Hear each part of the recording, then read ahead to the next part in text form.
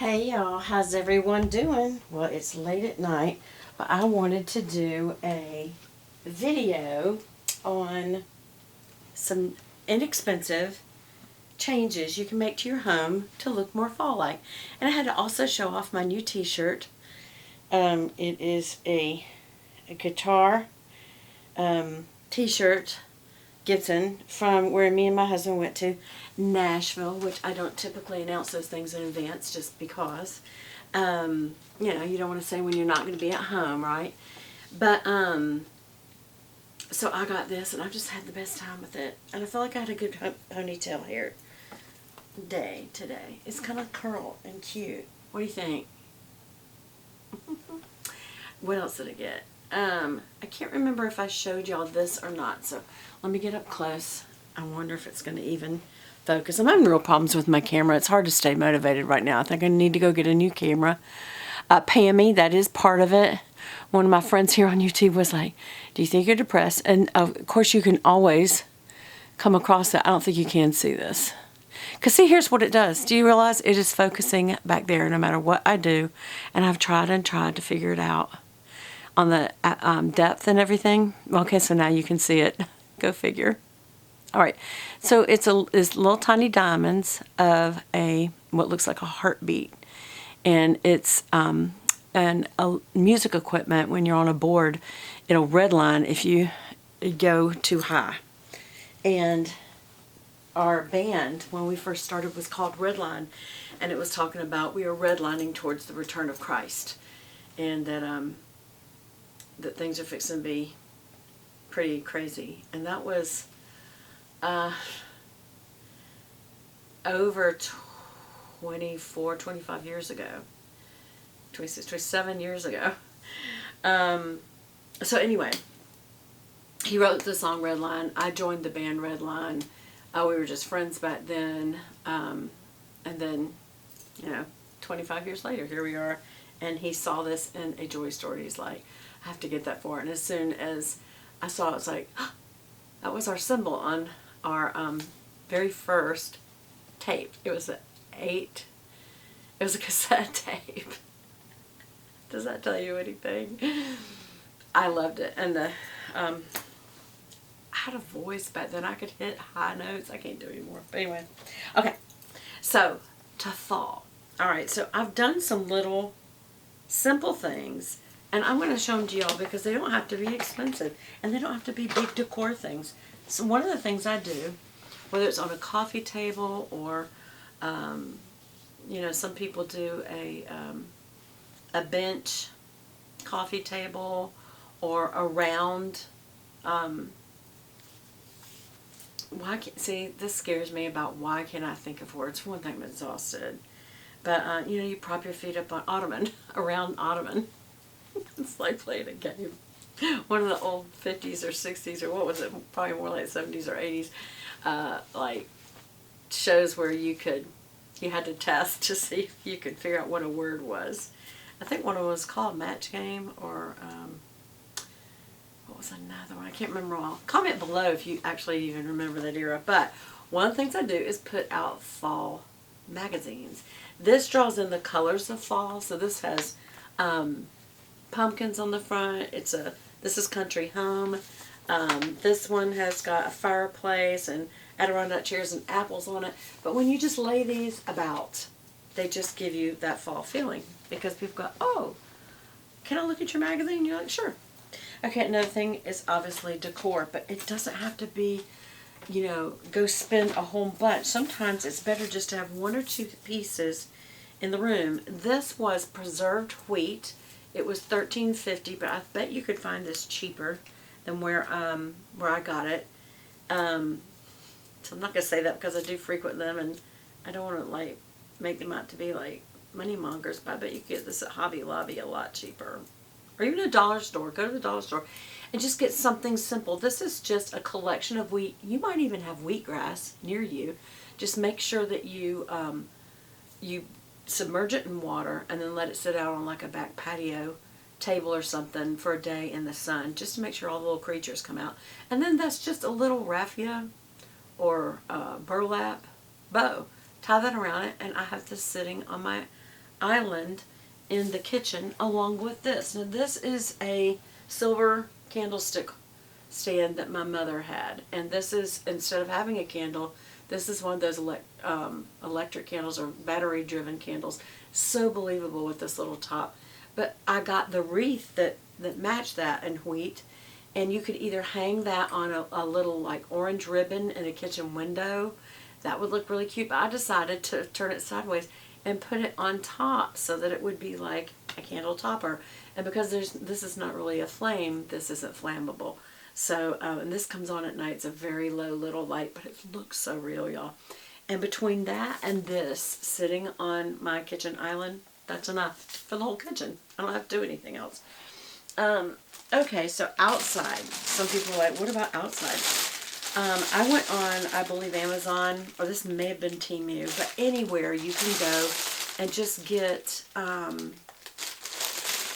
some colored faux. You could go to Hobby Lobby for this, or Michael's for this, or any place that you go and you get inexpensive faux flowers or greenery or whatever. Well, this is greenery gone orange. And it happens to be a very good collection of them. So look for things like this where it includes, what I'm going to do, I got 4 of them, and I'm going to make a window box. Across from our house we have 4 window boxes. And see this kind of fiery yellow and orange, kind of leafy. And then here's this similar thing. Actually, it's the same exact thing. Look at this. One's green on the bottom, and one's orange on the bottom, and then the top of the orange is yellow, the top of the green is red. I would not put these right next to each other in the box. I might have them a few things apart, and then fill in between. Like in the middle, I might just put this. This kind of looks like, this all looks that mimics real plants. And I don't know the names of my plants well enough. Some of y'all can comment below and tell me if you know what this looks like.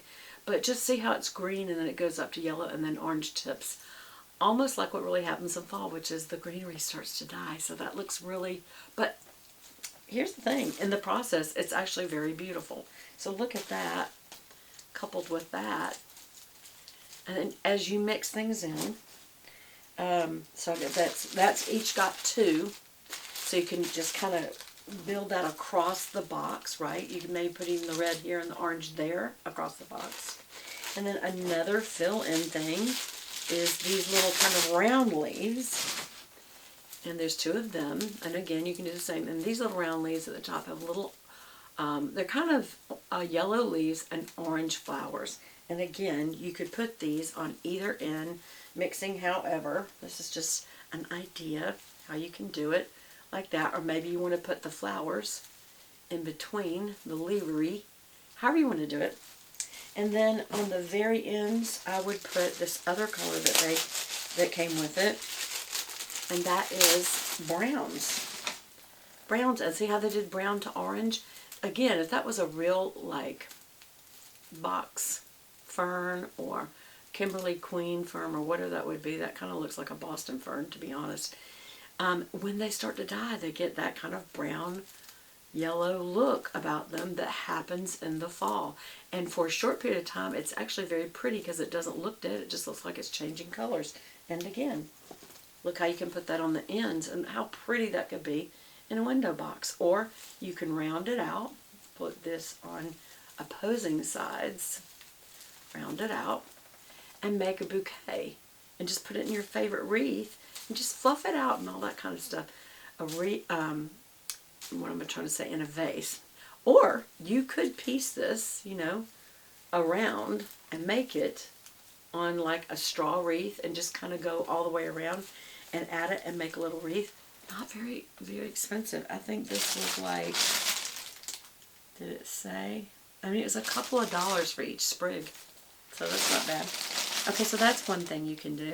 Another thing is, hold on, just putting things about like a candle. And I chose a candle. This is what I put on my little bistro table. And it's just a little pumpkin, but it's really pretty. It's got a little gold top, and it smells so good too. Makes the house smell so good. This one's called Heirloom Pumpkin. And it does. It smells like a spiced pumpkin. And that's so pretty for year-round, really. But definitely pretty to put on like a small table. I have a little bistro table in the kitchen. Sort of like a little breakfast nook. And so that's going to sit on that. And then to go with it, I have the little matching. I didn't bring this up because I didn't want them to spill. Little matching pumpkin salt and pepper shakers. Also, some little... Okay, this is definitely not have anything to do with fall. It just has to be... I'm going to be spoiling one of my grandbabies. She's her parents are very about wildlife. Therefore, her granny is going to spoil her with wildlife. So she's getting a little eagle and a little bat. And these are called Wild Republic Cuddlekins. Mini bald eagle. And what is this one? It's a bat. Anyway, just some cute little things for my little... One of my little grandbabies that we're going to be seeing soon, so I thought I'd go ahead and pick that up for her. Some other things you can do during fall for yourself. Change your makeup colors, and I'm going to be doing a makeup tutorial of just some really pretty fall, obviously warm browns, yellows, oranges, or either just, you know, the classic shades of cream, kind of like a tan, and then a darker warm brown. But you can also, you know, switch it up. Y'all know I love Chanel. This is their liquid lipstick, and I feel like these are tried and true, but they're really great in fall too. And one of them is number 48 Soft Rose, and the other one is 54 Strawberry Red. And the reason I like these is if I want to go more cool tone and maybe a little more vibrant, I do Strawberry Red. What I have on right now is the Soft Rose. There's also a light rose and a deep rose.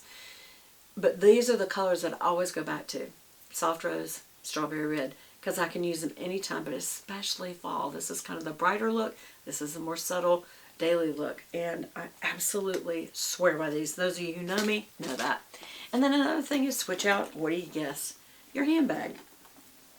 This is a look-alike to an Hermes. It's one of the best ones I've ever seen. What makes this okay and legal is there is no branding on this at all. There is no brand of the Hermes word. It does say, where does it say it? That it's made in Italy, I think. But it's by Mille. I will link it below. This is one thing that tells you it's not a real Hermes. Hermes does not have on their Birkins. This would be about the size of a Birkin 25, I think.